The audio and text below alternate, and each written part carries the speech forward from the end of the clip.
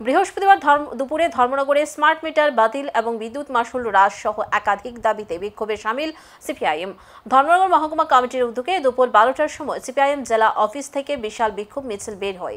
মিছিলটি ধর্মনগর শহরে বিভিন্ন গুরুত্বপূর্ণ রাস্তা পরিক্রমা করে বিদ্যুৎ দপ্তরের সামনে বিক্ষোভ প্রদর্শন করে। সিপিআইএম নেতাদের অভিযোগ, বর্তমান সরকার সাধারণ মানুষের স্বার্থ না দেখে জোরপূর্বক স্মার্ট মিটার বসাচ্ছে এবং বিদ্যুৎ মাশুল লাগাতার বাড়িয়ে চলেছে, ফলে সাধারণ মানুষের উপর চাপ বাড়ছে, জনজীবন হয়ে উঠছে অতিষ্ঠ। সরকারের দৃষ্টি আকর্ষণের জন্য এই কর্মসূচি পালন করা হয়েছে বলে জানিয়েছে সিপিআইএম নেতারা।